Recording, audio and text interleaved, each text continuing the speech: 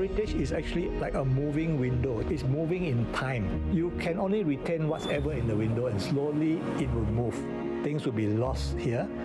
New things will be added on. If you think of heritage in those terms, then you start to appreciate that, yeah, it might be an ugly building for us today, but if the new generation thinks it's okay and they think it's valuable to keep, then that will become heritage.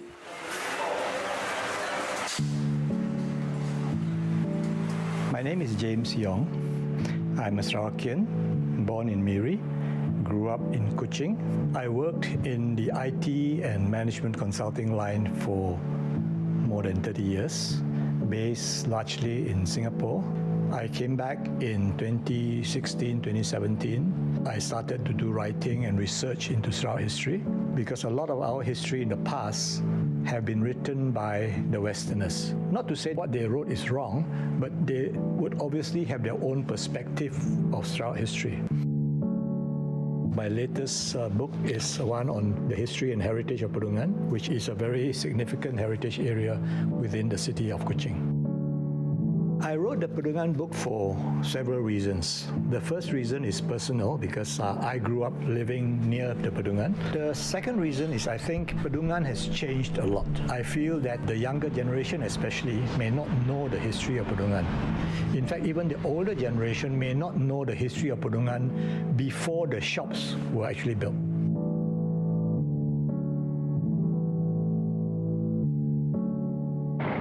We are now standing at what we consider the end of Padungan Bazaar.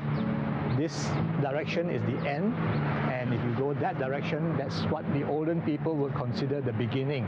In Hokkien, Padungan Tao, Padungan Boy. Behind you can see this clock tower war memorial. This was a very important and very significant memorial in Padungan. It was built in 1951 during the time of the British colonial government to give memory to those who had lost their lives during the Japanese occupation. The colonial governor opened this memorial, which was actually designed by a local Sarawakian, somebody called Egbert Ding, who had actually lost his brother during the Japanese occupation.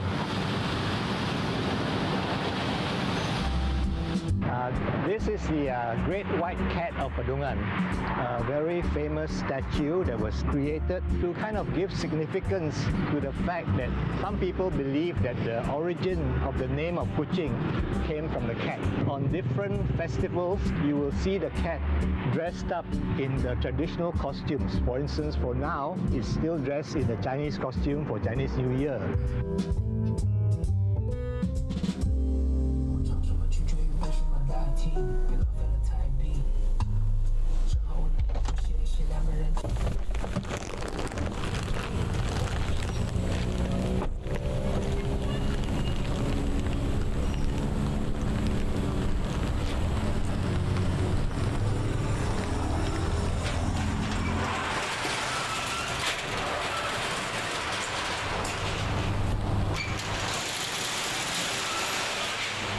我其实就是在这里长大的。高中毕业之后就去台湾逢甲大学做我的 first degree。毕业的时候呢，就拿到了那个 UCL 的一个 offer。做完 master 之后呢，在毕业设计的那个展览，其实就拿到了3个 interview 的 offer。然后其中一个就是后来我加入的Foster， 就是做了香港汇丰大厦，还有千禧桥，之后还有小黄瓜，就是 Gherkin Tower 的那个建筑师。所以其实他们不管是在我事业上面，或者是教育上面的一个养成，算是一个很重要的一环。那时候我去了世界各地。可是我最不了解的地方就是婆罗洲。作为婆罗洲人，我们真的知道怎么是婆罗洲这件事情吗？所以我会觉得，就是我在年轻力壮的时候，我如果不去认识、不去做一些事情的话，其实我会遗憾。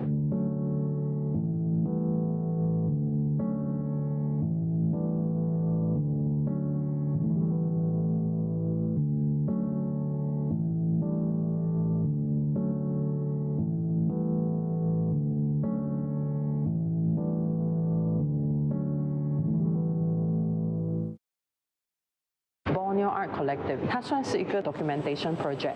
那个时候其实我刚从英国回来，我们要开车大概4000多公里，30天从 Sarawak 到沙巴。在那一个过程呢，其实就认识了很多不同的那个人。那个 project 我们称之为 Pan Borneo Road Trip， 可是我们最后出了一本书叫 Borneo Art Collective。This is one of the traditional fruits and flowers shops in Padungan. In the days before large-scale supermarkets, for instance, these shops were very popular. In fact, they are still popular among the locals, and they sell a whole variety, as you can see, of fruits and vegetables and flowers. On certain festival days during the year, like Qingming or All Souls Day or Valentine's Day, they would have lots of flowers displayed here, as well as even overflowing into the streets, where people would stop and buy bouquets of flowers for their loved ones.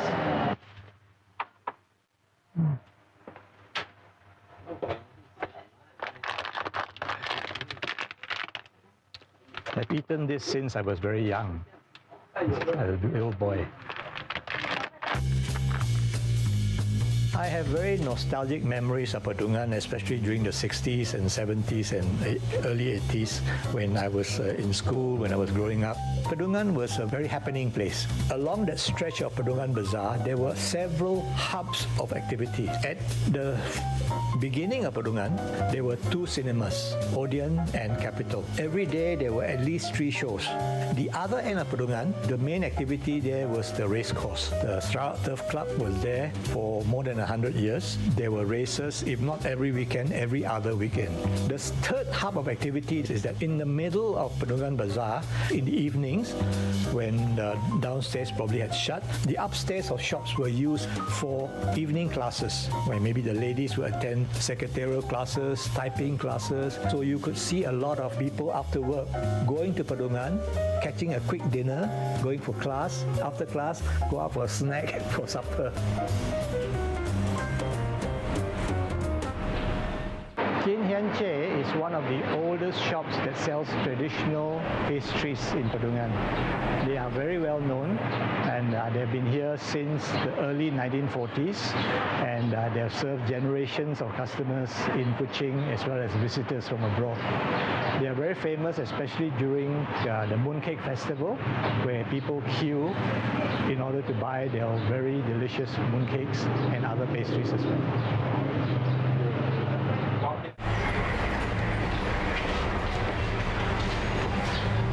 Hello， 你好，新年快樂，新年快樂。我是安姑家福建回來，大家我就冇見4代了。4代了哇！我老媽做落來嘅，做了傳我媽就我媽。仲加細驚啦哇！This is Sin Sun Huat, one of the old traditional shops that sells pastries like the Ang Ku Kueh and also popiah skin, as well as other delicacies that the locals and visitors have become familiar with and will come to frequent.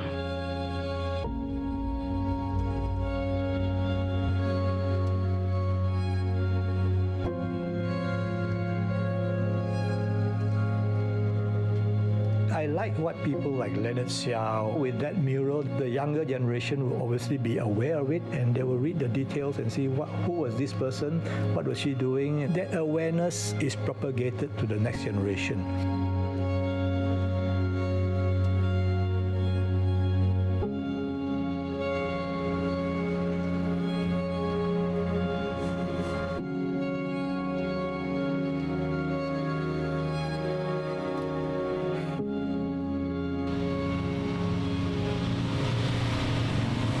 个大波公庙算是这一区里面比较早的一个庙，当然最早的可能就是在老街里面的那一个上帝庙嘛，后来又有凤山寺，然后还有这一个大波公庙，就是很多华人呐、都是从这一个河岸线开始的，所以其实你可以看得到这一个区，其实对于很多这里的不同种族的人呐、都是蛮重要的一个位置。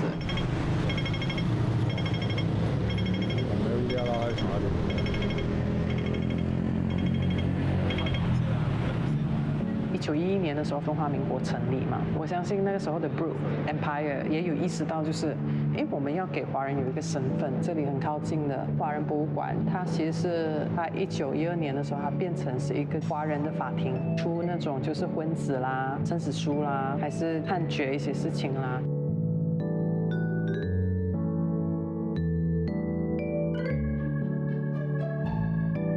我觉得古今就是这几年让人家很兴奋的一点啊，就是它是一个有规划的城市啦。你现在看到我们所在的这个 waterfront， 它也是一个 big circuit 的一个部分。然后这个 big circuit 里面其实也涵盖了8个以上的博物馆，因为你可以开始看得到，就是这个桥它开始拎到对面港，你可以感受到这一些 heritage 的动线变得更完整，两岸的那个连接、那个交流，你会看到它越来越多。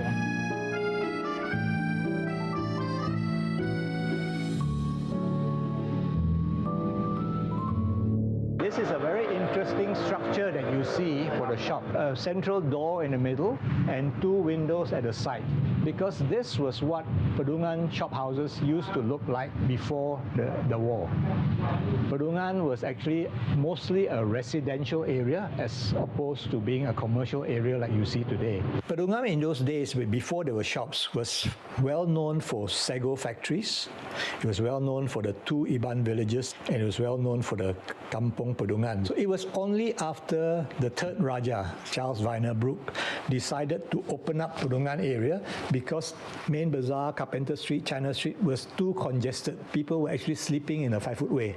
So he needed to build new residences, and that was where he commissioned a few Chinese tycoons to take on different areas of Padungan and build shop houses. And when the shops were built, they were not for commercial purposes, they were for residential. It was only after the Japanese occupation, when times became very hard for people need to make money, more and more started to open their shops and start selling things. So that was how Padungan developed. The shops are basically based on traditional Chinese architecture, which has influence both from the Chinese as well as from the British colonial people. If you compare design of the shops here with that of Singapore, Penang or Malacca, there are many similarities, such as number 1, all of them have 5-foot way, kaki lima, go kaki, a rule that was first enforced by the British. What you can see here, I'm standing on what is called the 5-foot way, or go kaki in Hokkien, or kaki lima in Malay.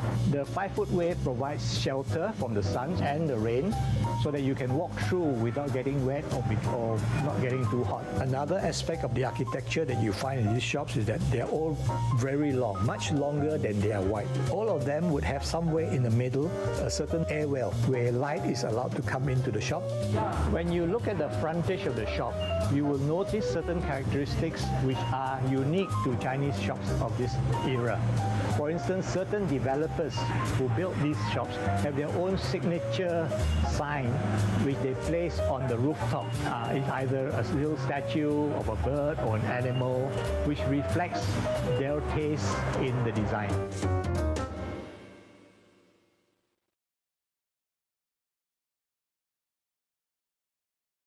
我们现在这里是亚大街的那个口处嘛，然后这个入口处其实就有一个凤山寺的一个区域做 Wayang Street。Wayang 的意思就是戏剧嘛。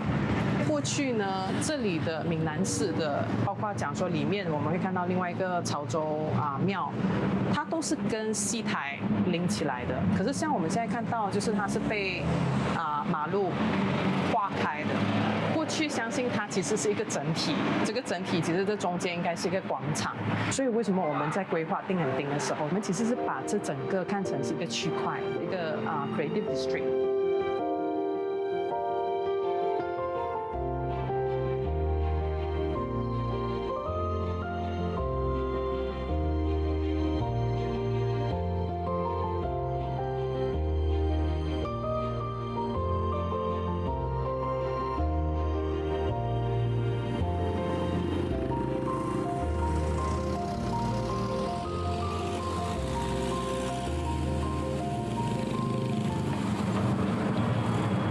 Hello. Hello. Happy New Year. Auntie, Happy New Year. Happy New Year. This shop is the tonic medicine shop. This is Miss Teh Peling, and she runs the shop. This shop is very significant in terms of selling a whole variety of Chinese medicine. And the other reason this shop is also important is because her father was a very well-known calligrapher who did the calligraphy for one of the Padungan archers. 都大概落來花掉。我咧貴先啦，貴先咯，貴先係過年啦，二曲一百年。我就點落咧，走啦，以前都古外人通古。外人通橋，落外人通橋啊。I have regrets that I did not start this project 10 years earlier, because when you went out to the shops and you talk to people and say, yeah, you should have come 2 years ago. My great-grandfather just passed away. You miss the opportunity to get so much more information if the older generation had still been around. But, this is life, right? You have to start somewhere and you have to make do with what you have.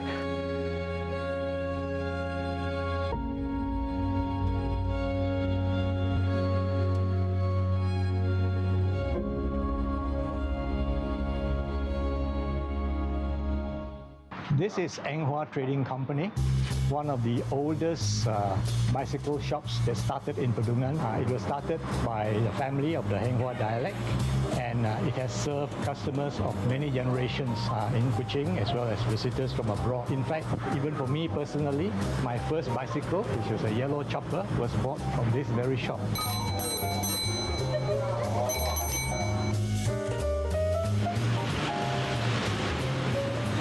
We are now standing near the start of Jalan Padungan, or Padungan Tao, as we say it in Hokkien. We are coming to the end of our tour of Padungan, and the last stop we will be going to is Great Wall Canberra, which is just a few steps away. Great famous is by my late father. He came from China. He opened this shop on 1958. It was very well known for its innovation in wedding photography in Kuching.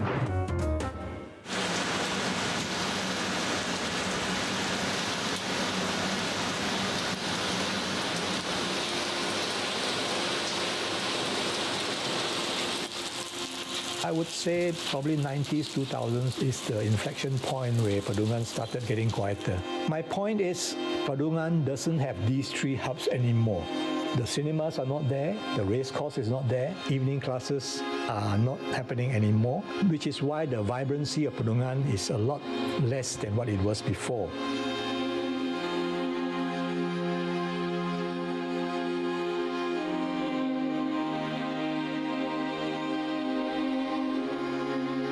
丁它是一个蛮有历史的一个 supermarket， 它在 Brut Empire 的时候其实就已经存在了，所以它存在了差不多75年吧。在 pandemic 之前，我们其实就已经有开始物色，讲说，城市里面有什么样的一个闲置空间。刚好那个时候丁丁 supermarket 停止营运，因为有一个建筑师的一个背景，我只能够走回我老本行去 set out 这一个 proposal， 怎么去让这里的物业主人他知道讲说，这里可以有的一个 potential 是什么？那时候我还记得也有其他的竞争者，可是反而就是他选择的竟然是我们不是那么商业化的一个空间形态。I think it's fine. I mean, personally, I do miss Ting and Ting as a supermarket because we get some of our fresh meat from there. But well, businesses have to come, businesses have to go, and I'm just happy that it's now put into a new use by Wendy and her team as an art center, which is pretty good. 其实，在做这个空间规划的时候，对于 ground floor 的想法，并不是讲说去摒除掉过去本来就有的一些元素，然后去创造完全新的、大家认不出来的一些事情。像名字来讲的话，过去这一个空间它叫丁and丁 supermarket 嘛，就是算是 name after 丁 family。在名字上面，我们把它改成 think and think， 就是怎么去思考，还有怎么去修补 tinkering。你可以看到，就是有一些元素我们故意留住，像壁板啊那些元素，我们故意留住，因为这些元素它都是让大家去记忆起丁眼丁的历史，所以我们其实还是想要把那一块留下来，但是同时呢，我们想要去开拓一些就是大家之前没有想过的这一种旧空间改造或者是再利用的那个元素。像现在呢，我们的这个空间里面呢是比较弹性的，就是一个 event space， 时不时我们也会办一些交流的活动。然后像我们的 ground floor 也有一个书店，就是现在伊达嘎他们正在 run 着一个 bookstore。然后前面其实就是为了让更多人可以进来，就是了解我们在做什么嘛，所以我们其实也有一个常驻的那个 cafe。在去年年末的时候呢，就是有跟一个 immersive theater 合作，然后这也是那个剧场的最后一幕的空间，就大家会来这里留下对于这一个剧场的一些想法还有感言。之后我们也觉得，挺有意思的，就是那个东西它是还蛮触动人的。那我自己很喜欢一句话，就是 When caterpillar thinks that it's the end of the world, butterfly knows that it's just the beginning。所以你们现在看到这个 installation 的那个 pattern， 它是就是蝴蝶的那个 patterns 嘛。这个空间叫做思考跟就是去创造嘛，思造坊嘛。然后 think and think 嘛。那么我们要像什么样思考？可不可以像 butterfly 一样思考？在这个城市，它可能就要有一个能够带来希望的一个场所，它自己本身就可以是一个开头的一个 incubator， 然后作为一个空间，我们可以怎么去带动整个 Wayang District。它不见得是我们可以永远待下来的一个空间，可是只要我们存在3-5年，甚至是10年，我们就是有这个机会去影响个一代人。We saw a lot of intangible heritage today. In fact, the lady who makes Ang Ku Kueh, for instance, she is passing on an intangible heritage, the practice, the recipe, the whatever, to the next generation, just as it was passed on to her by her mother and her grandmother. So tangible and intangible are like your yin and yang. They are two sides of the same coin, because you can never find something that is 100% tangible without intangible. Every building is significant from a heritage sense to us, not just because of the architecture of the structure, but because of who lived there before. So if nobody has any connection with it, I think it would not last as a heritage item.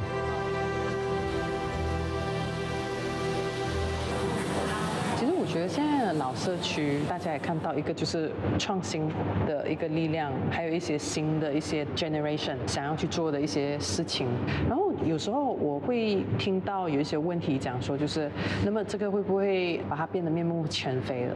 可是我会觉得，就是说不定它已经面目全非了，只是我们就是没有近距离接触，然后去理解这件事情。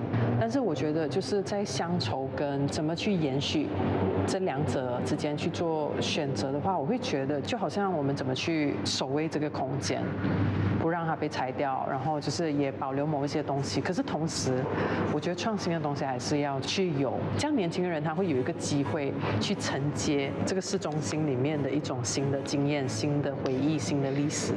In the 60s, 70s, Singapore was destroying all the old places of Singapore, replacing it with high-rise buildings everywhere. Until a certain point when Lee Kuan Yew and the other leaders of Singapore realized that Singapore was losing its soul. People who are coming to Singapore to visit was telling them, what's the point of us coming to see Singapore from London or New York or wherever when you are starting to look like what we came from?